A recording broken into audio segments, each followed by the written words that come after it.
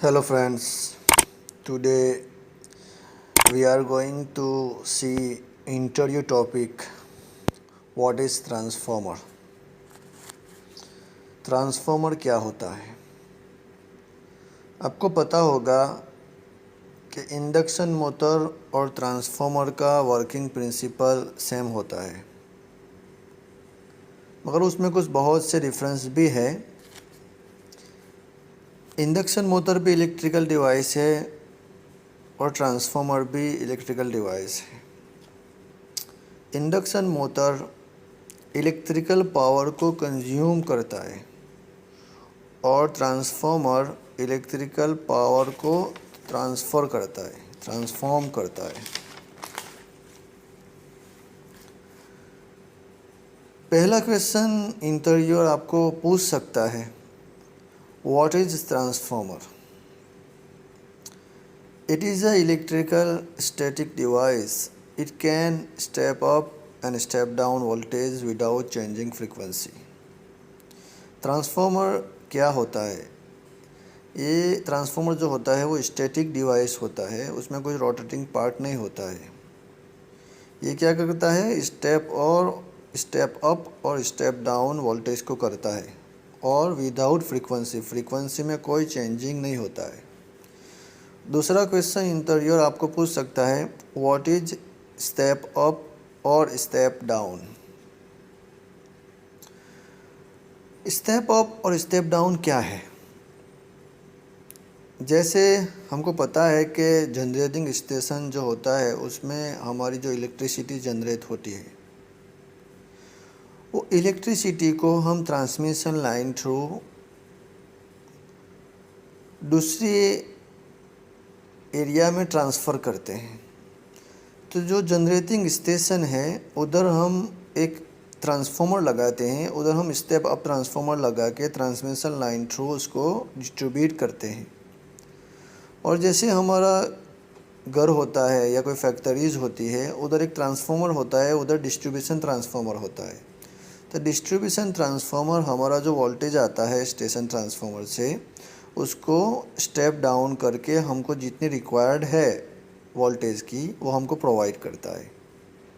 Interview ये भी question कर सकता है कि हम जो जनरेटिंग स्टेशन है उधर कौन सा ट्रांसफॉर्मर यूज़ करते हैं, और जो हमारा जो घर में जो लोड आता है उधर जो ट्रांसफॉर्मर होता है उसमें कौन सा ट्रांसफॉर्मर यूज़ कर सकते हैं। तो हम station transformer step up use करते हैं, और जो हमारे घरों के पास जो ट्रांसफॉर्मर लगा हुआ होता है उसमें हम स्टेप डाउन ट्रांसफॉर्मर का यूज़ करते हैं। इंटरव्यू तीसरा क्वेश्चन ये कर सकता है, फ्रीक्वेंसी कितनी चेंज करता है स्टेप डाउन करते वक्त? यानी ट्रांसफॉर्मर जो होता है वो स्टेप डाउन जब वोल्टेज करता है उसमें फ्रीक्वेंसी कितनी चेंज होती है?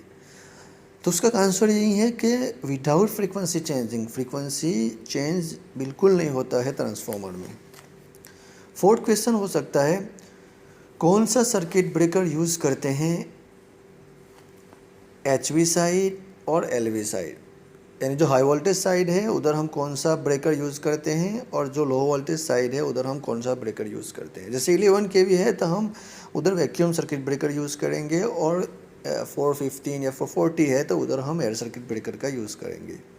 फिफ्थ क्वेश्चन इंटरव्यूअर का हो सकता है, working principle of transformer.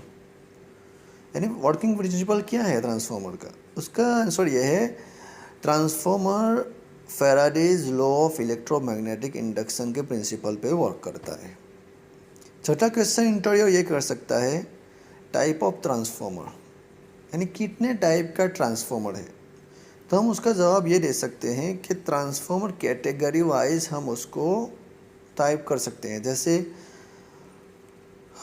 Voltage category wise हम देखें तो step up step down, cooling category wise हम देखें या कूलिंग और इंसुलेशन कैटेगरी वाइज देखें तो ऑयल टाइप ट्रांसफॉर्मर आता है, ड्राई टाइप ट्रांसफॉर्मर आता है। ड्राई टाइप को हम एयर कूल भी कह सकते हैं।